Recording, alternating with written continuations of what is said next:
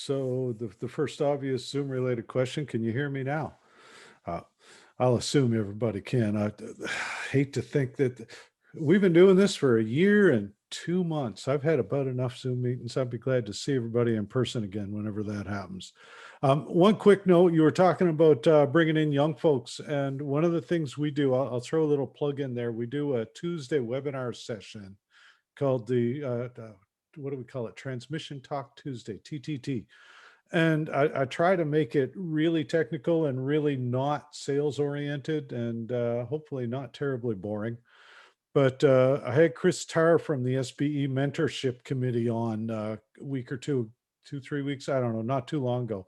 If you go to our website under the resources tab and webinars, you can search. We archive all this stuff. So might be something in there useful for somebody. Like I said, I tried it today. We were talking about today we were talking about SNMP. Next week we'll be talking about STLs. So we get a little bit of everything going on. On that note, one of the things we do talk about a couple of times over the past year is ground and lightning protection. I know Chris and Amanda for sure have seen this a million times. Fred's probably seen it as much as I have, because we do this a lot for the NS sessions as well. But just talking about the grounding and lightning, anybody wants to unmute and interrupt me at any time with questions or comments, go ahead. I tend to work more conversational than y'all don't need another person just sitting here lecturing at you. We can all go brain dead fast doing that. I told somebody the reason I sit on the engineering side of the microphone is because nobody should have to listen to me for more than an hour at a time. So we'll talk about planning new sites. We'll talk about maintenance of existing sites. How much grounding is too much, because you can have too many grounds. And on that note, we'll get into the halo grounds quite a bit, because I love them and hate them, and for the same reasons. I love them because there are a lot of good grounds. I hate them because there's a lot of grounds. We'll talk about some shielding, and we may get into a little bit of maintenance stuff. Depends on whether or not I fall asleep at the switch. If I do doze off, just somebody send me a text or something. I know Fred's got my cell number. So the goal here is to send the strike pulse, the strike current, to ground. And now I'm going to throw a little wrench in this, because it's not just to send it to ground. It's to give it a place to dissipate. That will usually be ground, but not always. And we'll talk about that. And especially for y'all, when you get the mountaintop sites, that could be a bigger issue, because Earth is not necessarily the best connection to actual ground. Not when you're on top of a whole big pile of granite. The big goal is to route the current so it goes around the equipment, not through it. We don't want to blow up the stuff that I guess there's some job security involved, but So the first thing to trying to route any kind of current is to understand what exactly we're dealing with. And so in a lightning strike, we've got a lot of components. Some of them are shown here. We've got a fast rise time, 0.2 microseconds. So that works out to about 500 kilohertz if you're keeping score. Got a slow decay time with a median of about 40 microseconds, or about 25 kilohertz. What it doesn't show you here is anytime you get a massive current surge in a tuned circuit, that tuned circuit is going to resonate at the frequency it's tuned to. So basically oscillate. And so we've got ringing on there that's going to be at the frequency of any tuned circuit, which in our situation is going to be whatever frequency our antenna system is programmed to pass, or our filters, or whatever. So all this stuff is going on at the same time. Now, there are a lot of residual currents, and I see a lot of stuff going on not too recent, or fairly recently rather, with talking about the really high frequency components of lightning. And I've read study after study, and they all seem to concur that the vast majority of the energy is closer to DC, that it's in the 10 kilohertz range for the peak, that it decays as in a linear fashion to about a megahertz, and then exponentially above a megahertz. So while there is a high frequency component above a megahertz, it gets pretty small pretty quickly.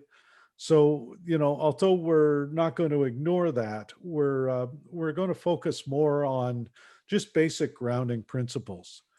Okay. So the thing to remember is that some strikes can get really high. 5% of strikes can go as high as 200,000 amperes. And I want you to stop and think about that for a second, because we do a lot of talk over the years about ground resistance and megging out your ground system. And, NEC says you should be down to about 4 ohms per yard. Uh, I'm not a rocket scientist, but I can do the math that says E equals I times R, and 200,000 amps and 4 ohms means that I sure don't want to be standing with my feet spread apart in the middle of a field during a lightning storm.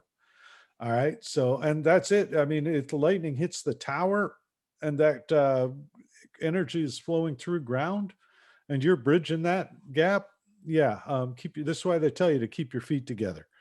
All right. So that's just something to kind of keep in the back of your mind. Now, a lot of us would also tell you to crouch down, put your head between your knees and kiss your butt goodbye, but that's a whole different concept. Um, Other thing to remember about lightning, it moves a lot of energy. So 220 to 300 coulombs.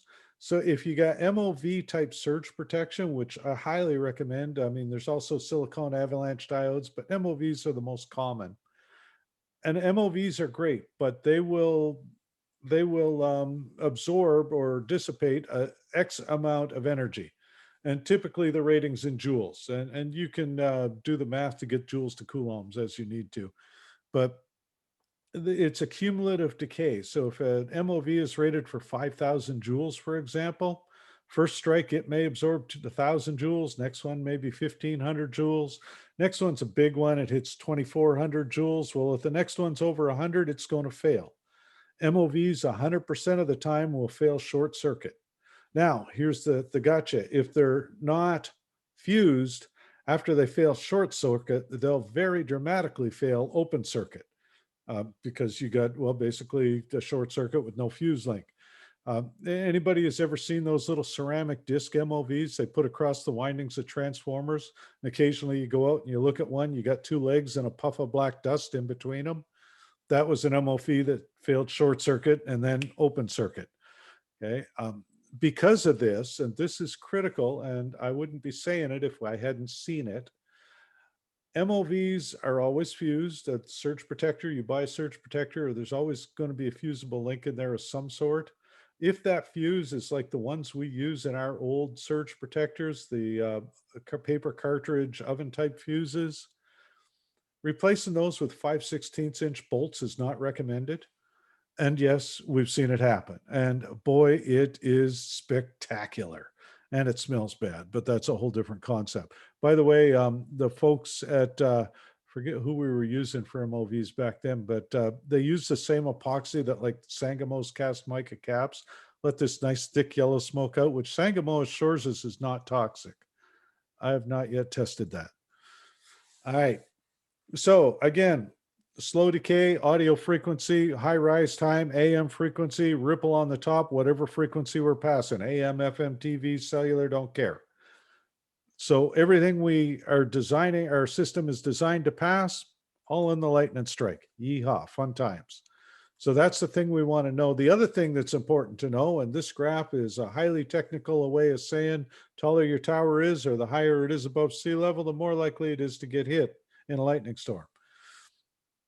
Seems pretty basic. They make me put that in there and I just have a lot of fun with it. But yeah, the taller it is, the more likely it is to get hit. Okay. How much are you going to spend on lightning? That depends on how many storms you get. It depends on what the cost. I mean, I'm not going to spend $500,000 protecting a $3,500 translator transmitter as a rule. Now, if I replace 20 or 30 of them in a year, maybe, but that would be the extreme exception. So, for y'all, you get some lightning. I mean, you're a lot more than we get up here in the far northeast coast or out the folks on the west coast. Relatively speaking, not as much as, say, Florida or down in the deep south. So, Stan, I know you're in there, and I see you're right in the middle of a whole bunch of orange and a little bit of red. So, that's the sort of thing that you're going to pay a little more attention to than maybe I would way up here in the blue and gray areas of the world. Okay. So where the too much grounding comes into play, the big thing we focus on is star grounding, single point grounding. So each piece of equipment ideally has one lightning ground. Now it may have an electrical safety ground, but you've seen what an electrical ground looks like. If you're running 2-gauge wire to the transmitter, your electrical ground is usually 8 or 10 gauge. It's just there to give you a path for fault current. So if something goes sideways, we don't energize the equipment. And that's a really good thing. From a lightning perspective, that's not going to handle a whole lot of current. And it certainly won't handle the high frequency components because the skin effect comes into play and you don't have the surface area. So ideally, one ground per item from a lightning protection perspective, and that ground will be the biggest surface area we can get. Okay, little side note here, 2-inch strap has got about 0.1 ohms per foot resistance. 4-inch strap has got about 0.016 ohms per foot. I'm estimating and rounding off because I don't remember the numbers, but it's pretty close to that. It's about a 10 times better or lower resistance on the 4-inch strap. Now, talking about surface area, that 2-inch strap has got more surface area than a conventional 4-aught cable. So somebody that says a 2-gauge wire is the same as a 2-inch strap, for absolute, if you were handling AC current, maybe. But as far as the higher frequency components, and again, like I said, we're mostly between 10 kilohertz and a megahertz, but you're high enough that skin effect does come into play. So star grounding is the key. The big thing to remember, and this is where I say I've got my love-hate against the halo grounds, because the halo ground system is a great thing to give you a ground connection. I mean, you get the cable trays grounded, conduits grounded, door frames grounded, everything beautiful. But it is really easy to start creating circular paths. And if you've got 2 paths for current to go, and this is the thing I want you to think of, lightning protection is a game of voltage divider. That's all it is. You start at the tower, you head your way back anywhere where you can go 2 different ways. You look and figure out what the impedance is for each way. Whichever is the lower impedance, that's where the bulk of the energy is going to go. And again, you know what? They're both about the same. It's going to split and go both ways. Well, if you're running a halo ground system and you're not careful about it, and you start throwing loops in there, you've totally lost control of where that energy goes. Now, in a massive strike, when you don't have enough grounding and things start to arc and spark, you have no control anyway. And occasionally, if you get a mother of all strikes, all bets are off. We can't, we're not stopping Mother Nature. I mean, when the bolts start to fly, the best we can do is try to guide it gently, so to speak. So we need a reference ground. The other thing about halo grounds is a building like a cell building almost always will have a down lead in each corner. And if you run those 4 outside and run them to 4 separate ground rods, unless those ground rods are bonded together with strap, then again, you've created just a massive potential difference. You got no idea where the energy's going. So it's all about the control. The single point grounding, if there's only one path to ground, that simplifies the process. Bottom line here, I say use a tree. And so I had a discussion with a guy from Nebraska. They were having problems in it wasn't even a broadcast facility, but it was an industrial complex with a lot of server rooms. And so they had multiple server rooms and they were losing a lot of equipment in storms. And we got talking about this after an SBE NS that I did there a couple of years back. And Fred was there, he'll remember. But anyway, we got talking about it and I told him, I said, set up a tree system. So for each room, set up a reference ground point. And then tie all those reference ground points with one run back to the facility ground. And this is where in studios, for example, so each production room or each on-air studio has its own ground point. Everything in that studio ties to that ground point with a single run. Then tie all the studios and production rooms, et cetera, together to the facility ground for the building. So it just gives you, again, a lot more control over where the energy goes. Whole bunch of pictures here. Again, anybody who's seen me do this has seen these pictures before, but we'll play the guessing game. So every one of my pictures has got something wrong with it.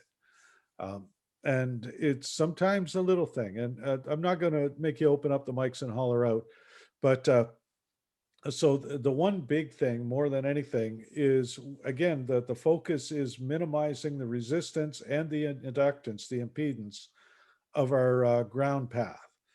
Well, the two ways we can do that, I mean, obviously, if you've got point A and point B and you need to connect them together, the only two things you can vary are the length of the conductor you connect them with and the size of the conductor you connect them with. So the biggest wire you can get within reason, remembering that it all has a cost, and keep the run short and straight.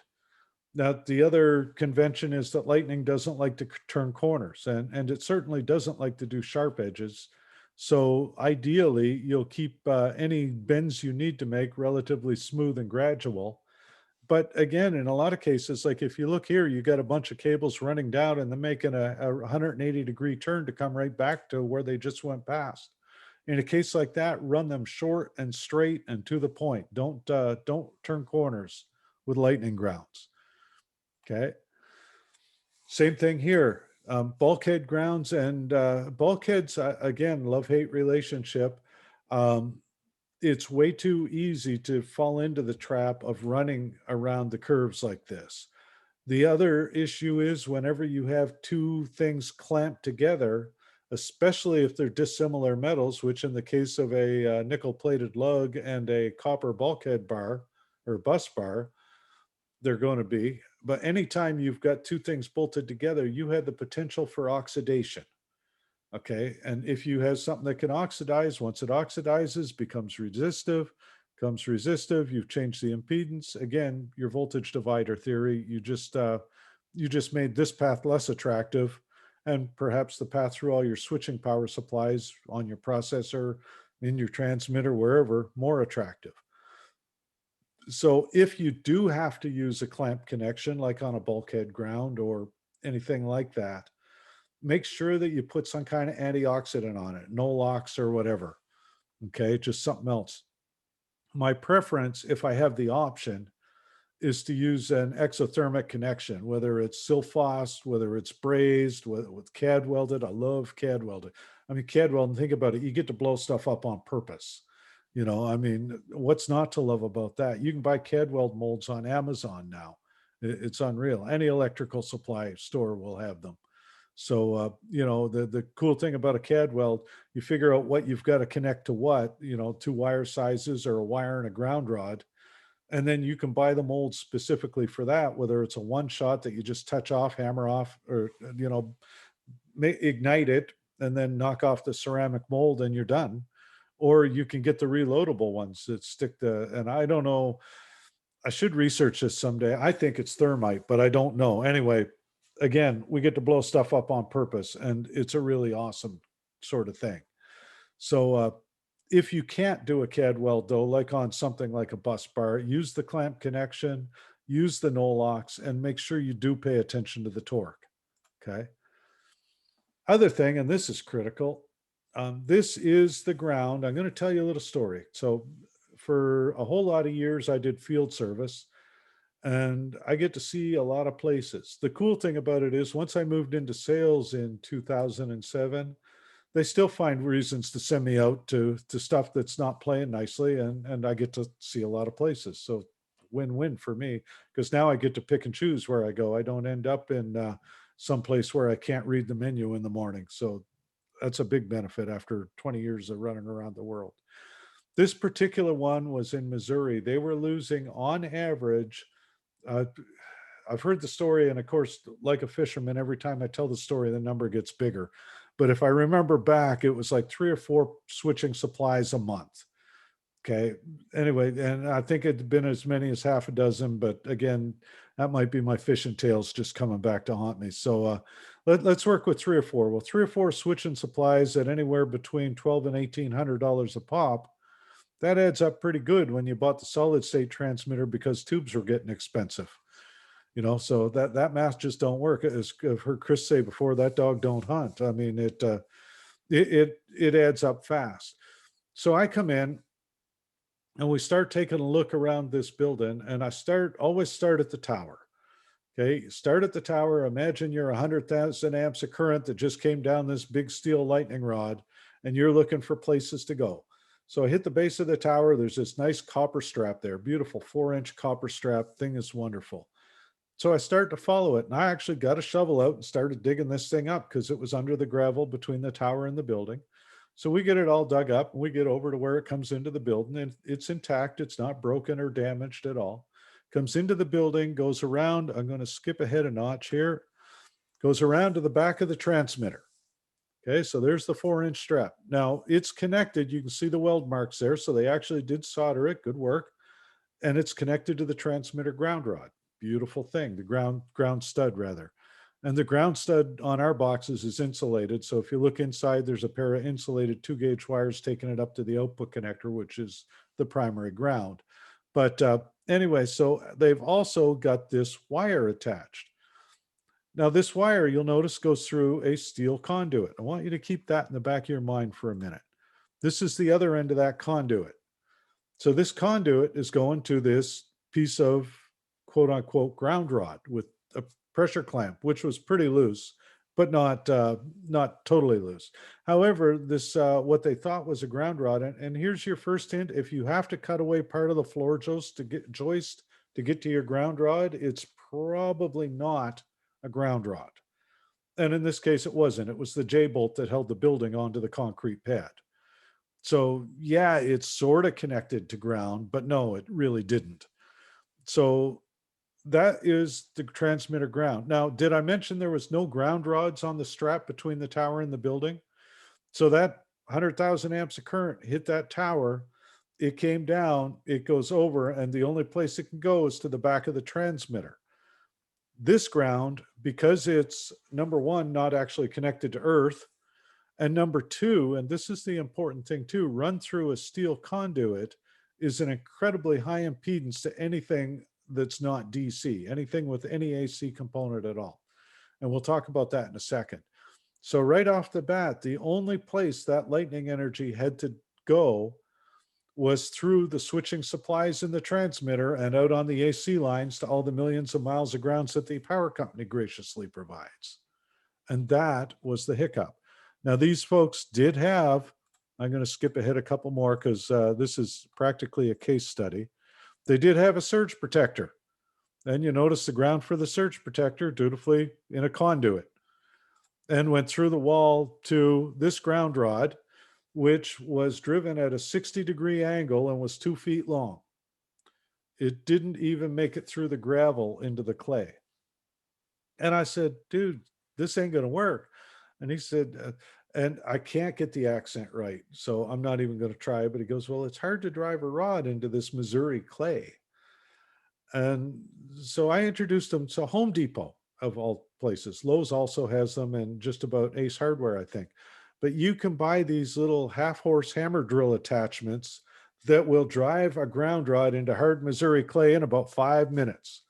You know, all you need is somebody to stand on a step ladder and go like this. And so, yeah, it's, it's the slickest thing going.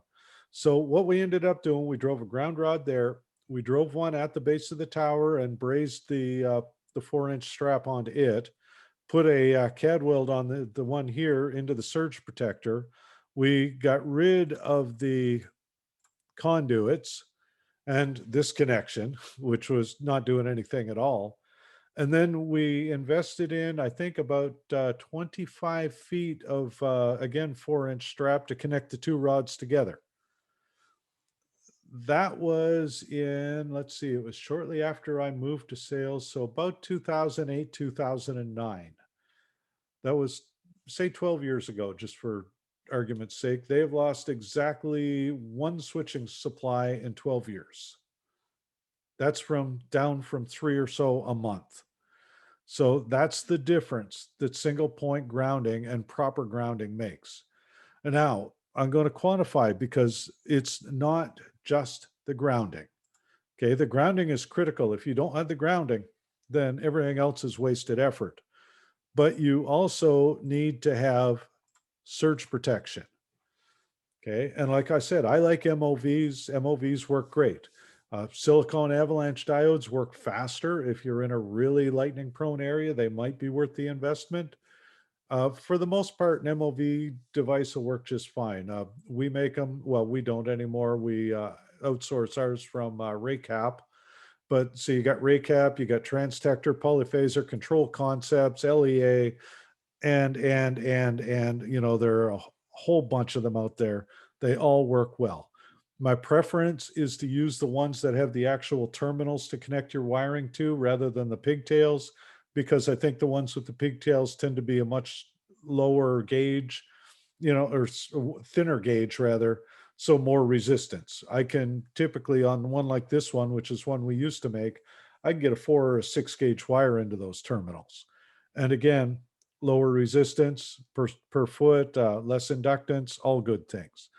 Uh, don't run your ground connection through a steel conduit because again, ferrite, and that makes the ground. So the way we want this to work, ideally, now think about this too. So remember we said lightning hits that tower, shoves 100,000 amps down that tower, hits earth, which has some resistance per foot.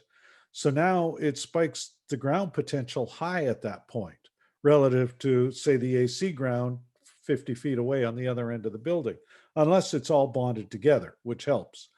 But if you spike potential high at that point, then we need a way to dissipate this, preferably that doesn't involve blowing up my equipment. So the surge protector is bidirectional. All it looks for is something exceeds the clamping voltage, it clamps and provides a path. Now, whether that's a surge on the AC lines coming in and going to ground, or whether it's ground potential spiking above 250 volts and heading out the AC lines, irrelevant to the surge protector, it doesn't care. So again, bidirectional device, and you need that in conjunction with your good ground.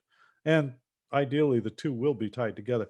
Other note, especially if your local electrical inspector is an older sort, they may or may not resist you tying your RF ground to the AC ground.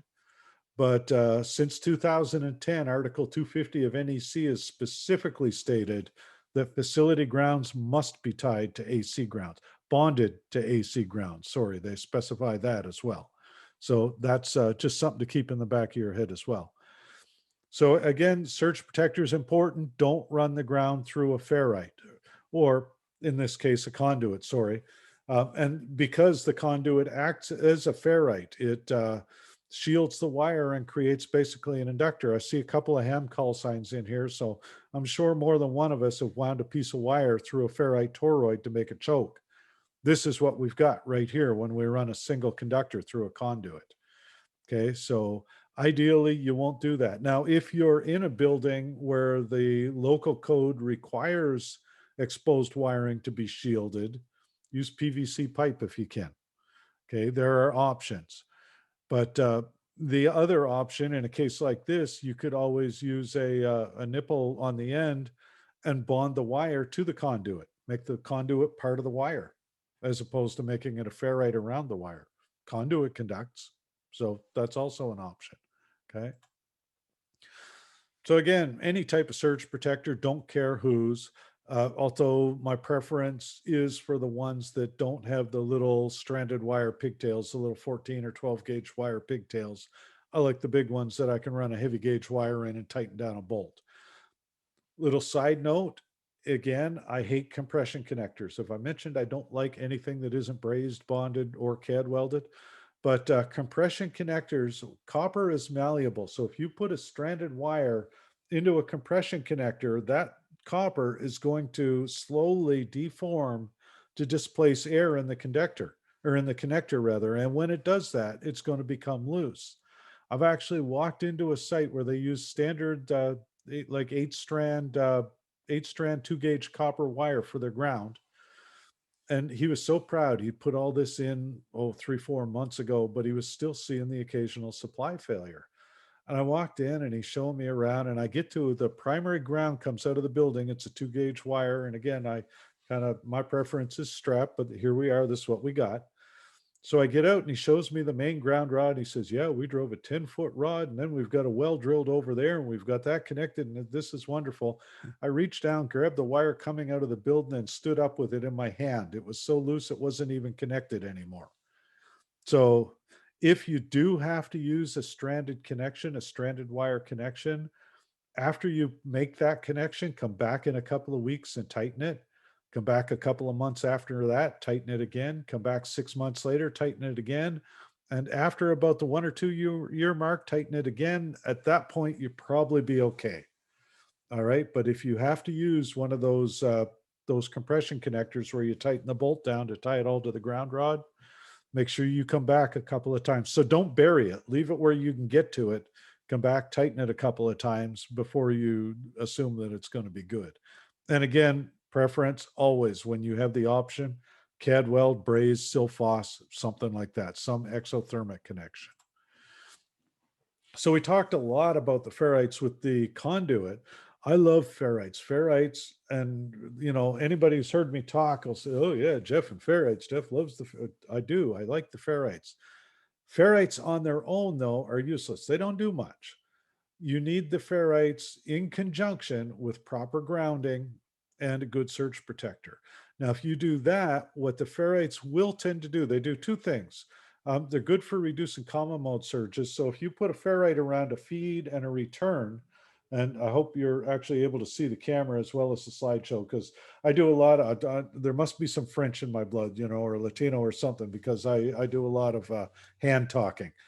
But if you've got a feed and a return with a ferrite through them, and one or the other gets a surge, like on a lightning strike, lightning hits the tower, coax shield spikes high, lightning hits the antenna, coax center conductor spikes high, then when it gets to the ferrite will saturate or start to saturate. And when it does that, and it creates a magnetic field, induces a current in the opposing conductor. So when that happens, your potential difference stays the same. And the amplifiers in the transmitter don't care if they're looking at 0 to 100 volts or whether they're looking at 2000 to 2100 volts. All they see is that 100-volt difference. So if you can keep that potential difference the same right on its own, you're going to save a lot of equipment. Okay, so that's one good thing. So it's really handy, especially if you've got anybody ever blown the relays out of an IP8? Those little op amp relay drivers out of a Sign Systems IP8 remote control panel. Ferrite on the power cable will help you a long way for stuff like that. Processors, anything with a power cord, grab a ferrite, take a couple of twists around. It's also good for helping reduce RF noise, but from a lightning protection perspective, could care less. If you happen to hear your AM on your FM, well, that's something else to solve, but not a lightning protection issue. Other thing about ferrite is that it will, and remember we talked earlier about the single wire through the conduit creates like a choke. And same deal with the ferrite. It does create a bit of a choke. Not much, but a little bit. Now, if you can take a turn of the wire through it, it'll make it a bigger choke, and it is linear. Take 2 turns, it again gets bigger. Now, every time the wire passes through counts as a turn. So a wire running through a ferrite and not looped around at all, that's 1 turn. Once you loop it around, that's 2 turns. So you've doubled your effective impedance. Again, the difference isn't huge, but we're playing a game that's a matter of degree. If I can run my coax and my AC lines to my equipment through these ferrites, that increases the impedance of that. And on my voltage divider, the alternate path through the surge protector to the AC lines just became a better option.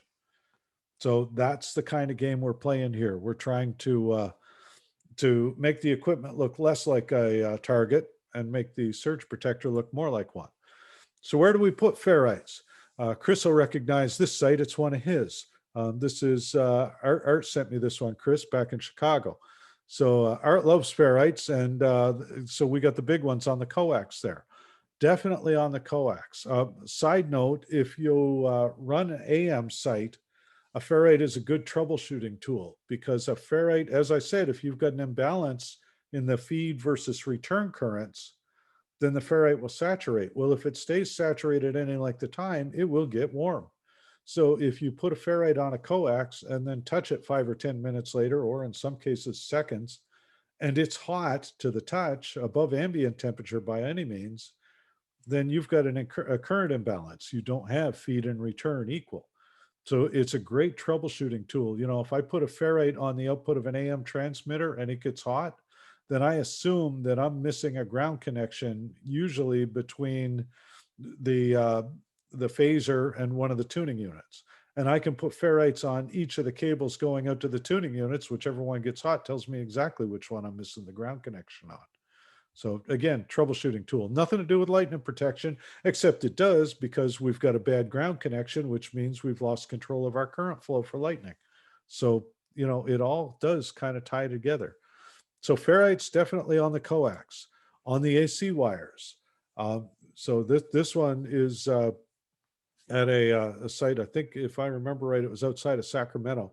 And I would have probably put the big ferrite on the AC wire, or one of the big ferrites on the AC, instead of putting them both on the coax, just because at that point you can loop the AC wire through and get a couple of turns, add more inductance. Okay. If you can do that, that's great. Now, I make a note here that ferrite composition needs to be considered more carefully, and that would be in the case of a balanced power supply. So if you look at our Q20 and Q10 transmitters, those are the only ones we did like this, but there are others out there. The Q20 and Q10 don't have a ground reference on their main power supply. It's a floating plus and minus voltage with no ground reference.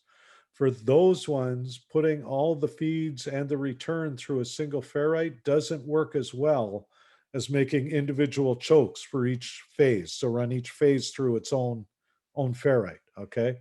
So just pay attention. One other note, and I mentioned this, I did this presentation for the Alabama broadcasters yesterday morning for their monthly webinar. And I mentioned the fact that the only time I've ever run into that on a tube rig was an old AM or an old RCA where the modulation transformer was up on 2x4s.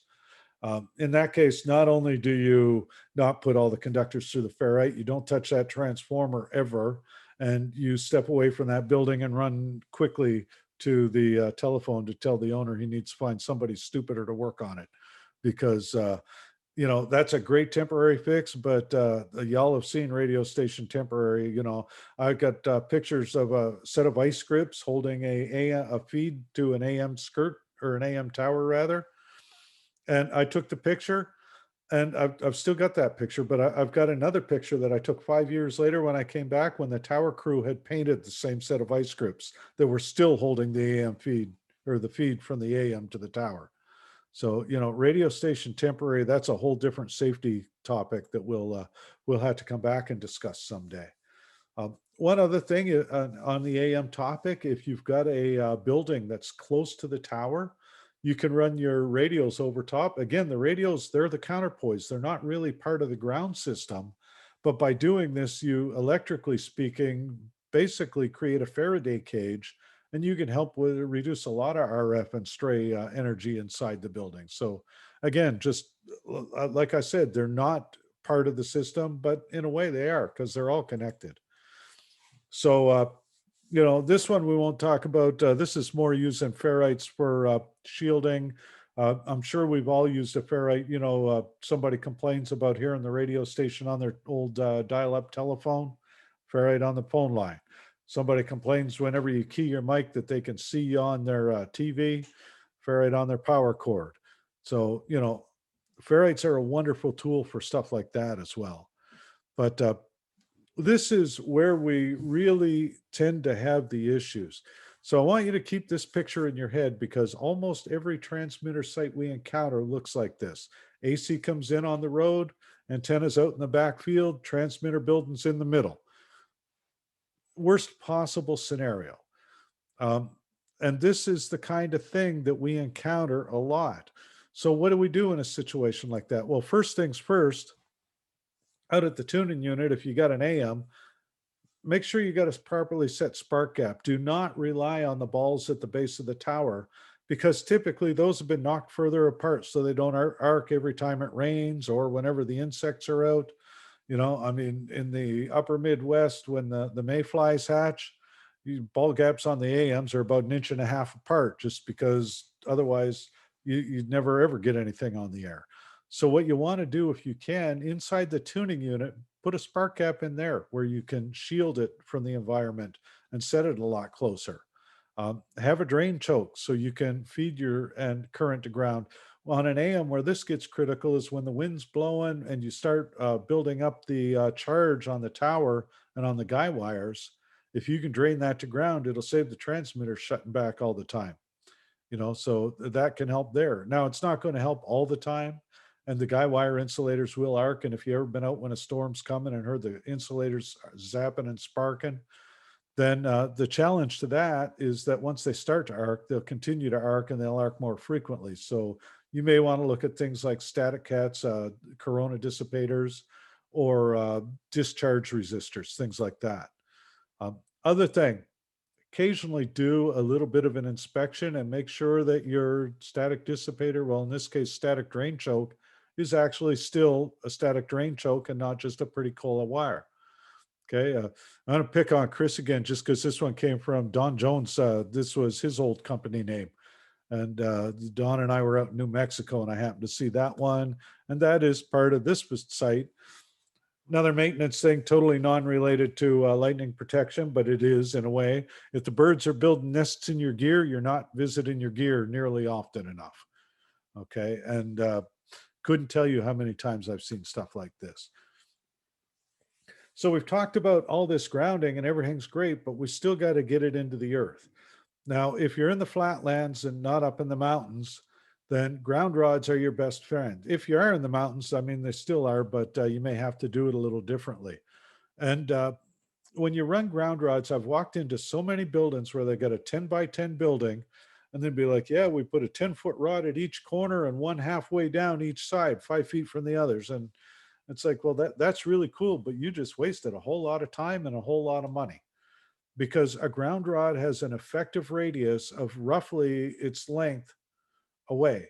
So if I put a 10-foot ground rod 10 feet into the earth, then it's good for a radius of about 10 feet. If I put another ground rod a foot away from that, I just electrically basically drove one 11-foot ground rod instead of two 10-foot rods.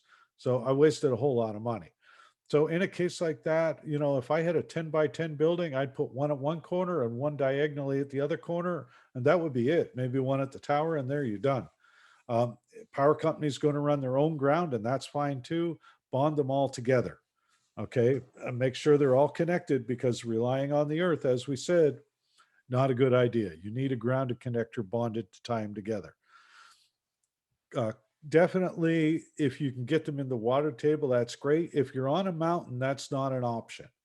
So your two options, if you got a mountaintop site, you either build basically a pseudo ground, a fake ground with chem rods and lots of copper above the bedrock, or you drill a well and use the well casing. And I mean, that's a spendy proposition on a mountaintop site. I mean, I put a 300-foot well out here through, they hit bedrock at 13 feet down. So 287 feet of granite they drilled through to get water. And that was an $11,000 project. So but on the other hand, my water table now is lower than all the neighbors and the lake at the bottom of the hill. So I guarantee if my well goes dry, we got problems. So I was talking before about putting spark gaps in the tuning unit indoors out of the weather. These are the coolest things ever. They're polished carbon balls. They're made by a company in California called Ross Engineering, and you can Google them, or if you want, I can send you a link. But you can buy them threaded. So these ones have a tight thread, but you can buy them. The ones I like are threaded for 1/4 20 bolt. And you do that with a couple of brackets, you can build your own spark balls for a couple of $100 roughly. All right. You can set them as tight as you want to. Again, plug for our website. If you go to our website and then hit the tab on the right that says support, and then there's a tab at the top that says technical resources. And if you scroll down there, it says tips and tricks. We do a quarterly or every couple, 3 months, whenever marketing nags me to, we do a newsletter. And I read a tips and tricks article for it. And like the webinars I was talking about before, I try to keep it useful and not sales oriented, because Lord knows we get enough salesmen in our lives as it is. So with that one, I did an article on building a set of ball gaps. You'd have to scroll back 3 or 4 years worth of archives. But again, lots of cool stuff in there. So that way you can set them. The other good thing about carbon balls is any kind of tungsten, brass, or steel balls will tend to migrate. So they have metal migration. Every time they arc, a little bit of metal leaves one and jumps to the other. So you get craters on one side and little peaks on the other. After that happens a couple of times, you've lost control of the voltage at which they fire. So your choice is to go out there and sand them down every now and again with a grinder, or rotate them to a smooth spot, or something along those lines, or replace them. With the carbon balls, you don't have that. Now, if they take a really big strike, they will fracture on occasion, which is always a good sign. You walk out to the site, you look at your ball gap, and one of them is laying in pieces on the floor of the ATU. We must have got a really big hit, I guess. Okay, so visual aids. I'm a big fan of visual aids. But so that's the sort of thing you want to look at. Horn gaps is one of the ones, or the Jacob's ladder with the bent wire. You see those on a lot of tuning units, and I hate them. Hate them, hate them, hate them. The reason is, again, after they fire a few times, you've lost all control over the arc voltage. I mean, you can still, I call it the hammer whack method, where you sit them so they just arc under modulation, and then tap them apart with a hammer a little bit so they just don't arc. But they're not nearly as precise as a good ball gap. And again, ideally indoors. Now this picture goes back a couple of decades, and wouldn't recommend it for, OSHA would probably have something to say about running exposed 50 kilowatts in our building, but hey, there you are. One other thing, and this is sort of lightning protection, sort of not, but it kind of is. I mean, we're still protecting the facility. Make sure your guy wires, especially if you've got insulated guy wires, make sure they have a safety ground at the base going to a ground rod, especially, and this is less an issue if you've got the steel guy anchors, but if you're in a concrete pier and you run a massive amount of current down those guy wires, well, concrete has a really high moisture content. So if you take something with a really high moisture content and run a lot of current through it, the story I tell, and I don't know if anybody else has ever done this besides me, but you ever take a extension cord, piece of zip cord, strip the ends back, and then stick them into the ends of a hot dog and plug it into the wall? You can fry a hot dog in about 30 seconds. It's the coolest thing ever. If you're into experimenting with electricity with your kids, show them that. Also teach them, don't mess with 120 volts on a bare wire unless you know what you're doing. There's YouTube channels devoted to that. But the point being that you run a lot of current through something with a lot of moisture in it, you create a lot of steam really fast. And when you create a lot of steam expands, copper or concrete fractures, and then next thing you know, your tower's laying on the ground instead of standing up.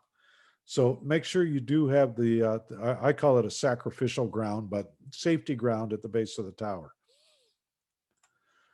Okay. Remember I said earlier, guy wire insulators start to arc, and once they start to arc, they carbon track. So at that point, it's not an insulator. It is just a conductor waiting for a little bit of moisture. And as they start to arc, they'll arc more and more frequently at lower and lower voltages and become a bigger issue. So those are the sort of things you really want to pay attention to. Okay, ground rods, definitely. If you're on a mountaintop site, you may need a static drain. If you're still having problems, you may have to drill a well, but that's the really extreme case. And again, it goes back to what we said originally, how much you spend is based on your risk factors and the cost of what you're what you're protecting. Okay, so those are the kind of things we look at there. Other thing, setting spark gaps. When you're factoring in spark gaps, you look at your peak voltage. You got to allow for modulation. You got to allow for output power, SWR, and antenna impedance. That stuff can all be calculated. And a lot of people misjudge. I've seen, I couldn't tell you how many places where I've walked into a 5 kilowatt site and seen the spark balls an inch apart. And at that point, they're not doing anything. I mean, into 133, like a nominal, roughly quarter wave antenna, 5 kilowatts, your gap is 5/100ths of an inch, not half an inch. Okay, so that's the sort of thing to remember. Now, the one thing, and we're going to run, well, I've got as much time as y'all want to listen to me, but sooner or later, we're all going to get tired. Um, so remember I said earlier, we got the AC coming in one side, we got the RF coming out the antenna in the backyard and the other side, and we got our equipment in the middle. And this is probably the best picture I've got to describe what we try to accomplish when we do single point grounding and lightning protection. And what we want to do is take this particular scenario where lightning energy comes in the coax and goes out the AC lines after it makes its merry way through the transmitter. And we want to turn it into something like this. Okay. And if you don't take away anything else from today, that right there is probably, that's our gold standard. Because at that point, and remember I said the surge protector is bidirectional. If you do happen to get a strike on the power pole, it'll go through the surge protector to ground just as fast as it'll come in from the light or the tower and go out on the AC lines. Okay, but that is the goal. So we've got the AC line and the coax going to the transmitter, both through ferrites. Transmitter becomes high impedance, and at that point, it's not a direct path. Now, the other thing to think about with this is, again, it's a matter of degree. When we ship our little 1 kilowatts with their surge protector, we ship 50 feet of coax to get from the transmitter to the surge protector because we don't know where you're going to put the surge box. And we tell you flat out, don't cut that coax. Don't make it any shorter. We want that inductance because we want the transmitter to be the higher path. So, you know, you may end up in some cases having to reroute a little bit of coax or hardline. In the long run, it'll do you some good. So again, we've got a situation like this where we have our antenna system, we got our surge gap, and out on the AC lines. Okay, and that is what we try to achieve. And this is sort of a top-down view of what a transmitter facility would look like done that way. Going to say, oh, look at that, it got faster. Used to be that they had a lot of animations on this page too, and it would take about 20 minutes to get from one to the next. Computer power has improved a little bit, I guess. So how to fix one? Well, if you've got a site, one of the things you can do, like I said, reroute the coax to get it closer to the surge box. I didn't mention this before, but your surge protector should always be as close as you can get it to the entrance panel, because the wires, the conductors that are going to have the highest resistance per foot are going to tend to be the AC wires, not your big ground connection. So if you can keep those AC wires as short as possible by putting the surge box close to the panel, that would be better than putting it over where the coax comes in and your coax ground kit's installed. Okay, so that's another thing that I tend to see a lot. People will put the surge box over by the coax entry instead of by the mains panel, and that's kind of backwards.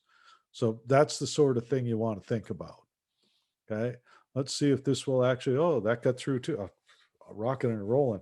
So this one just shows ferrites. Like I say, they say 4 inches or wider on the straps. I'm here to tell you that a 2-inch strap was better than a 2-gauge cable if I have a choice. You know, I mean, if I don't have a choice, I'll take the 2-gauge cable if it's properly bonded. If I have to use, again, compression connectors. Here's the other thing. A lot of folks are like, we use the crimp lugs. The lugs we use for crimping onto 2-gauge cable, the dies for the crimpers are $2,000 a pop. I can almost guarantee you I don't have one of those in my toolkit. So my little Lowe's or Ace Hardware crimping tool is not going to be displacing all the oxygen or all the air from that connector. If I have to use a crimp-on lug, I will almost always silver solder the thing. Just to, you know, that, and I do the same thing whenever I wire anything into my truck, silver solder it, just because I don't have a whole lot of faith in crimp lugs. You know, I mean, they're better in a screw terminal, but not a whole lot. So it's all, like I said, a matter of degree. So well-protected site on the AM side, we've got our static drain, we've got our ferrites, got our surge protector. This picture goes back, I think this picture is older than I am. maybe, give or take. Uh, I can get you a better copy of it if you're interested. It does, but the best place to find this, if you go to our website, and again, on the main front page under resources, there's a white papers. And if you scroll down that, there's two sites, one for lightning protection for radio transmitter stations, or two papers rather, links.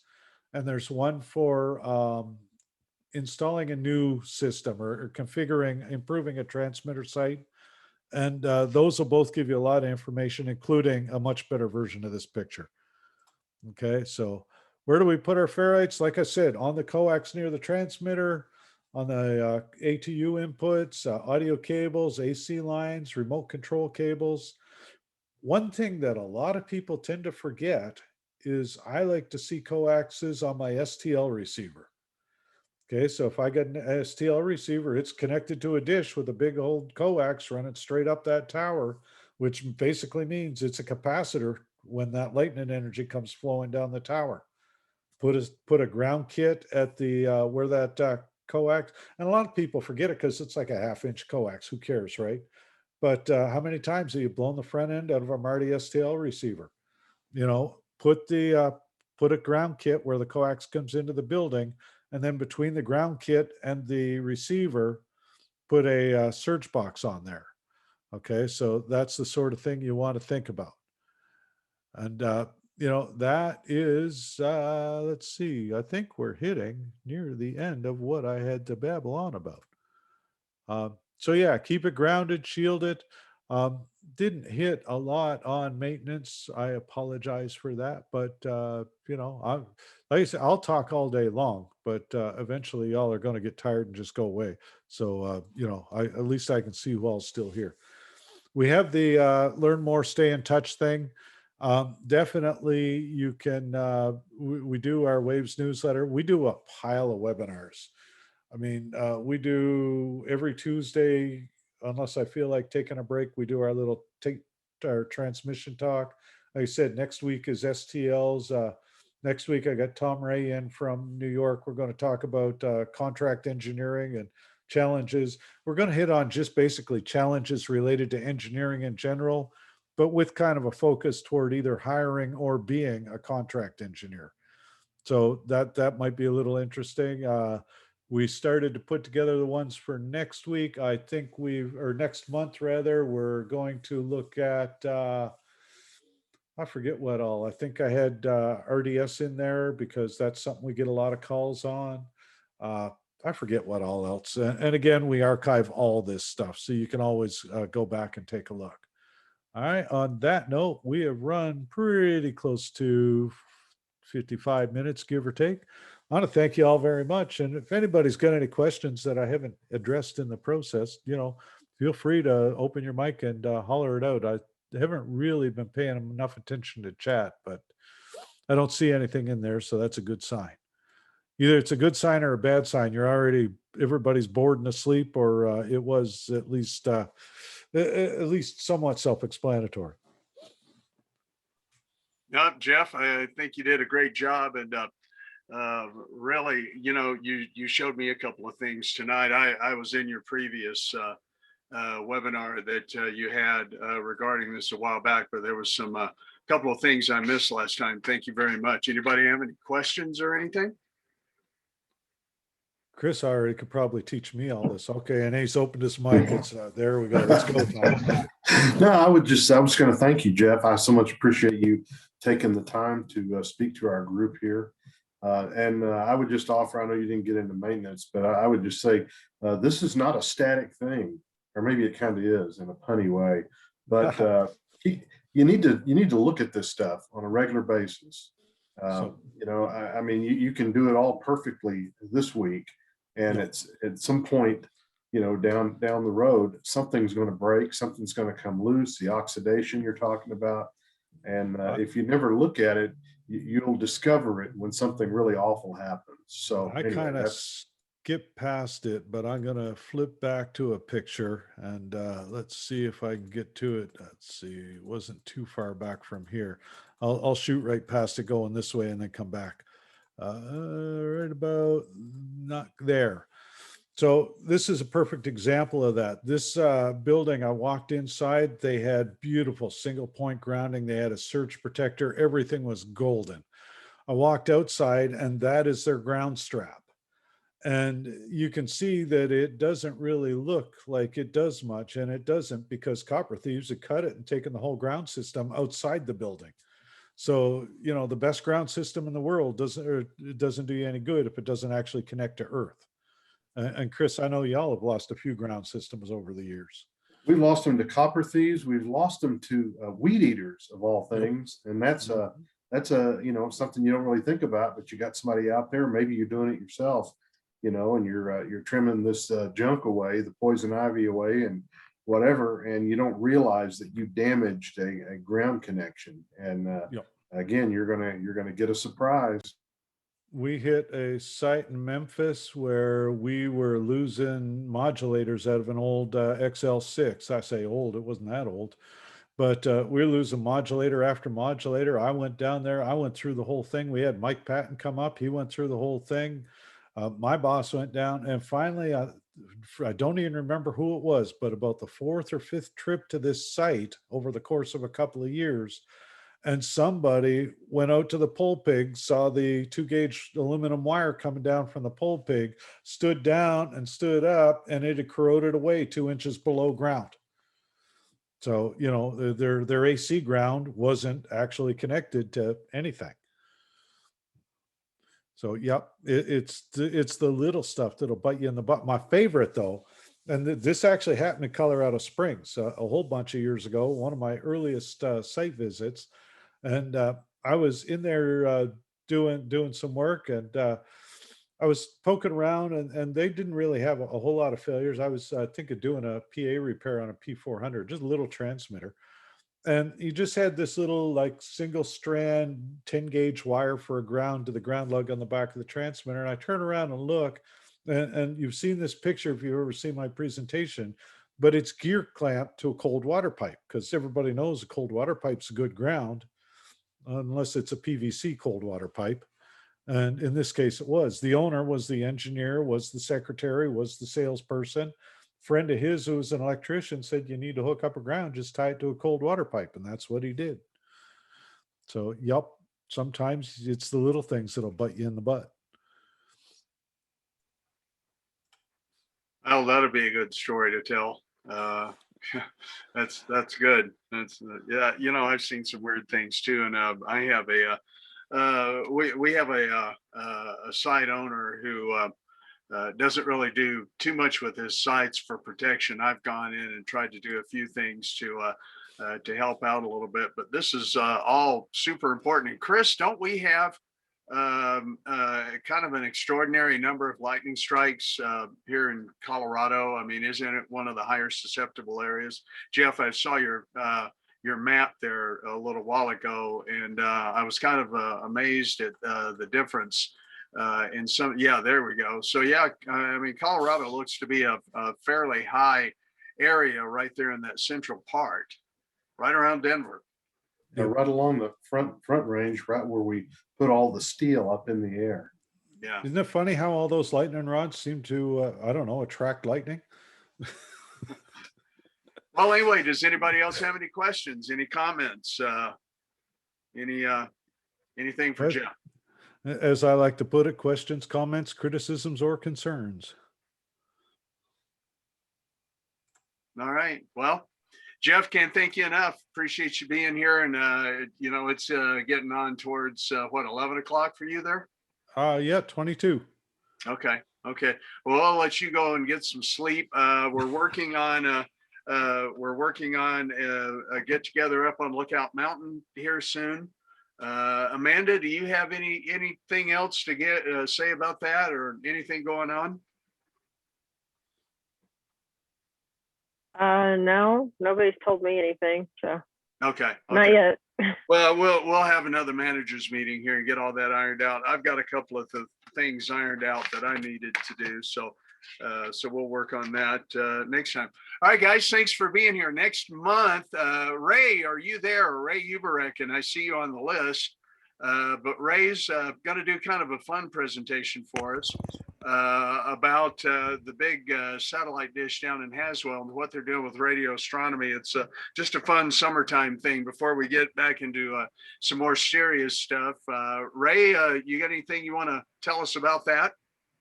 Oh, no, I think what we'll have is one of the other guys will actually do the presentation. He's done it a number of times before to various groups, and his name is Bill Miller. I'm talking to him in the last couple of days and getting him to decide to do it. Do you know the date by any chance? We haven't hit a firm day yet, but usually it's going to be right here. Let me pull this up real quick. I'm thinking it's probably going to be July 21st. So Okay. so let me firm that up, but we'll get that together here real quick.